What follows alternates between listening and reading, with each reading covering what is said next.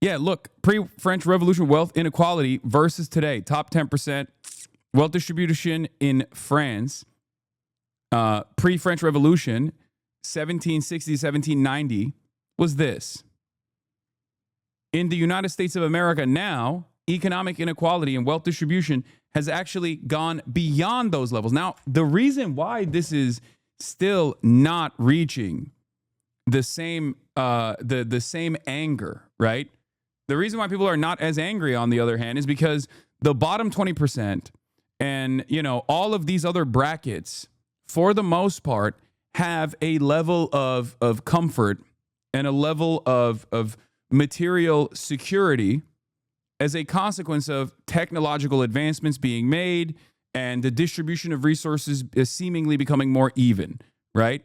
But wealth is a relative construct. You are only as poor as your neighbor is wealthy. So in that same vein, in the United States of America, the idea is that people should be very frustrated by this because all of these people are contributing to this. Without these people, this doesn't happen.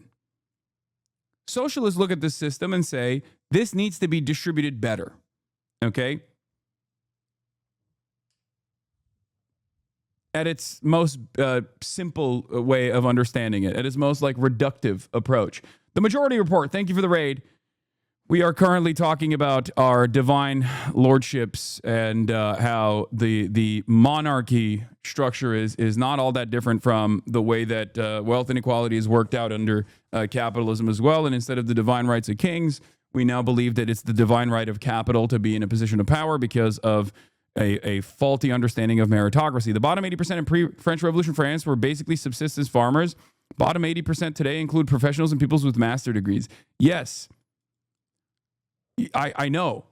The difference is these guys were unimaginably poor as opposed to these guys. If you compare these guys to one another, if you compare their immediate material realities, of course, the average poor person now is in a much better situation than the average peasant in France in the 1960s.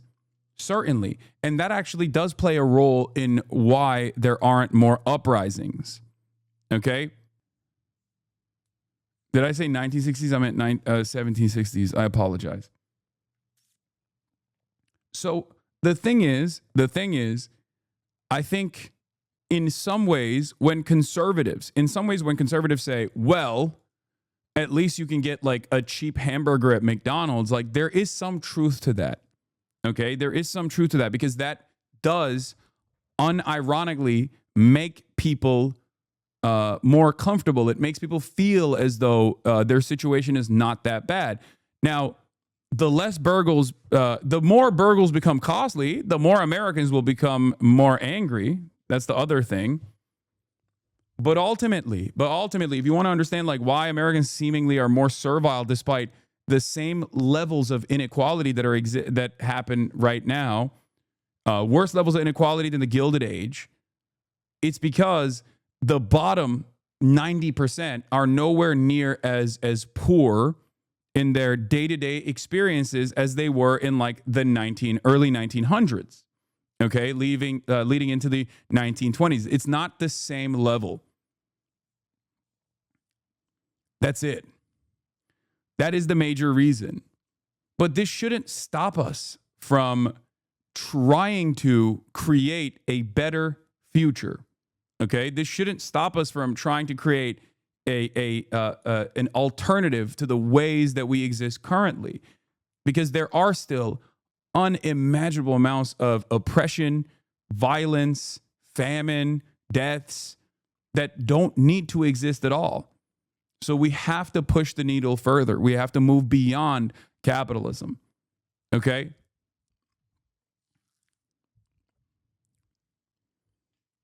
Yes, capitalism was better than feudalism. This is true. And also, a very famous bearded thinker agrees with this concept. His name was Carlos Marcus. Okay? He wrote entire books about capitalism. He loved it so much. He wrote whole ass volumes, okay?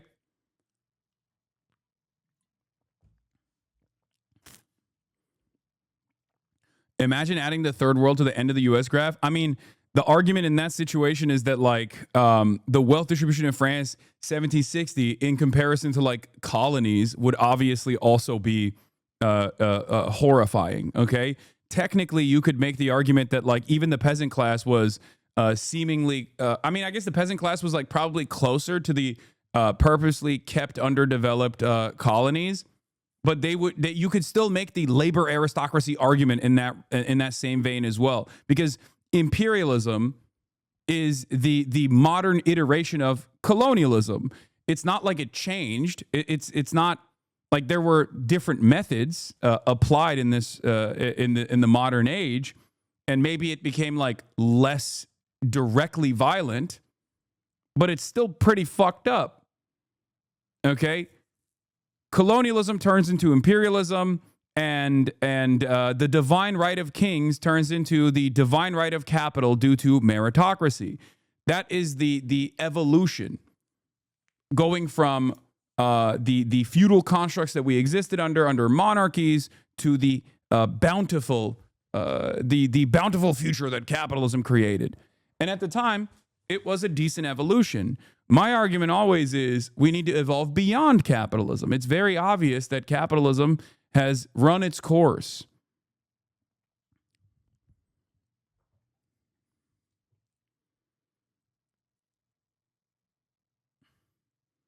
And if we do not advocate for an alternative, if we do not advocate for socialism, all that will remain is barbarism. That's a misconception. If you did that, you wouldn't look that much worse, because inequality is so great that even at the global level, most Americans aren't doing great. The median wealth in the US is about the same as the average wealth globally.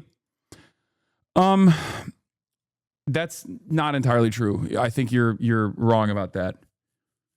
That's not true at all. This graph has been debunked. What do you mean? Like, my point is, yeah, that's not true for the global south. But again, that ginormous gap in those who that ginormous gap in the global south, as opposed to like the victims, the colonial subjects versus the peasant class in the core of empire, was still ginormous. That wealth gap and the inequity still existed in that regard as well. I'm thinking of a peasant now who exhibits the same tendencies of like an American peasant currently, like an American hog right now. Back in those days, being like, well, at least, well, me lordship, I work on the stalks. I take the grain and I give it to me lordship, and me lordship protects. At least we're not living in the in one of the Orient continents, or not living in Africa. They're in a much worse predicament than myself as a peasant. That's what it is. They live in abject squalor because they are not worthy.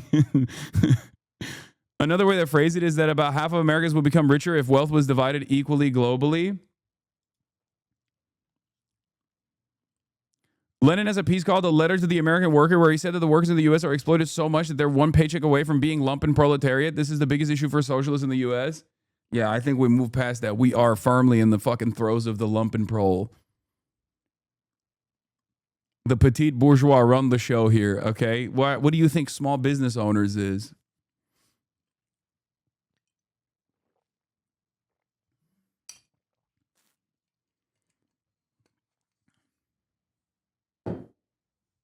We live in a country that places all the emphasis on the small business owner, the petty, the small business tyrant, the petite bourgeois tyrants. Yeah, it's not. It's a from a socialist perspective, yes. Like, every American who owns a house or a business is a mini Hitler is low key not wrong. Like, obviously there are plenty of wonderful people who own houses and small businesses that they work on and they own and operate. But like, there are an unimaginable amount of people that Lumpen proletariat is not small. No, I know. I said America is comprised almost entirely of the lumpen proles and the petit bourgeois, small business owners and lumpen proles, two different categories that are always predisposed with reactionary, always very susceptible to reactionary sentiment. And they are living through it right now. Doors open. It's just like that's just how it is. That's just how it works. Americans are very close to homelessness, so not much better than the global South. No, it's not true. That's not true. The rich person in the global South is closer to like maybe a middle class American in their relative wealth. That's what I'm trying to explain. Okay, the rich person in a wealthy person in the global South is closer in their relative wealth to the middle class American. A poor American is still better off than a poor person in Rwanda. Okay,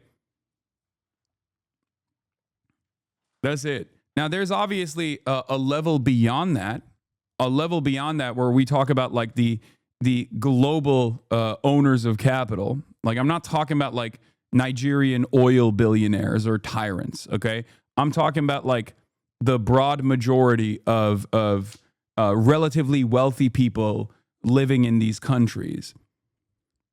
They are still nowhere near as wealthy as the American wealthy are. Okay.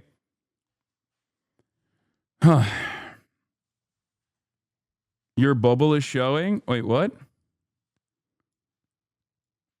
Poor people in other countries have homes and healthcare. Terminally online are the lumps. You're talking the very extreme. Your bubble is showing.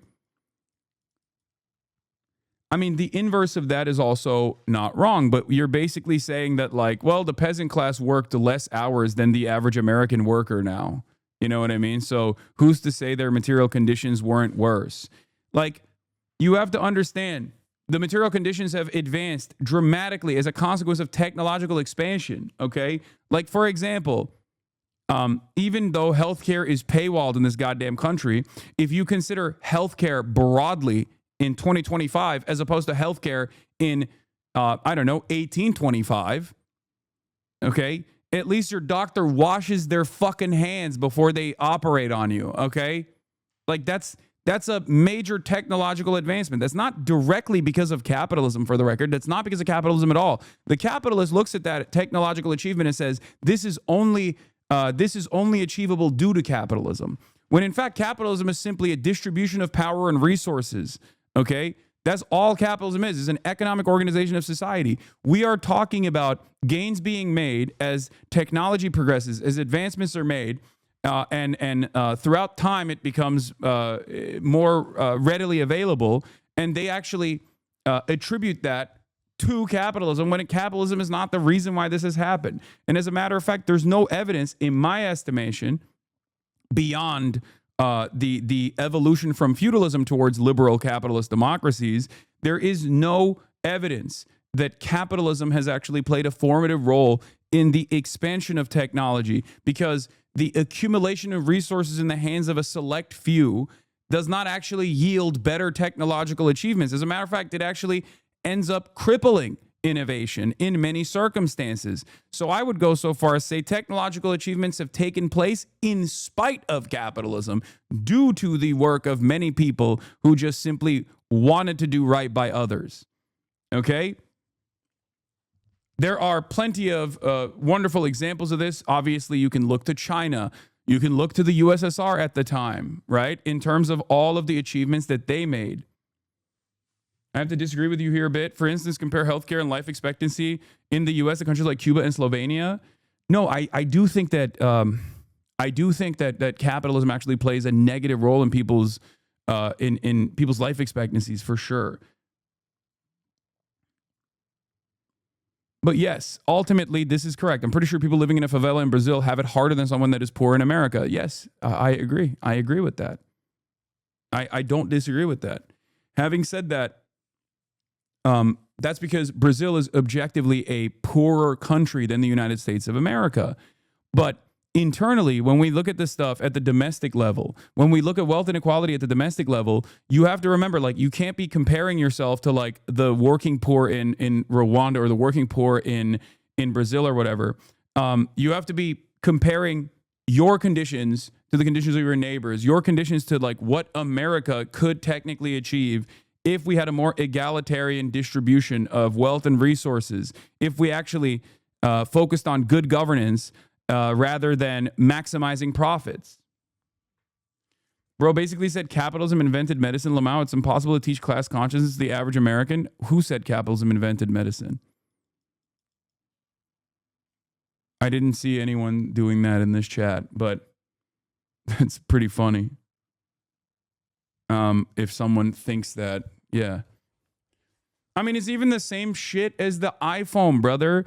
That's what's so fucking funny about this. When motherfuckers would be like, oh, socialist, but you have an iPhone? Yeah, bro. You know who made the iPhone? Not the capitalists. Workers made the iPhone. And ironically enough, the iPhone can't even be made in the United States of America right now. It can only be made in the Communist Party of China controlled China. The fuck?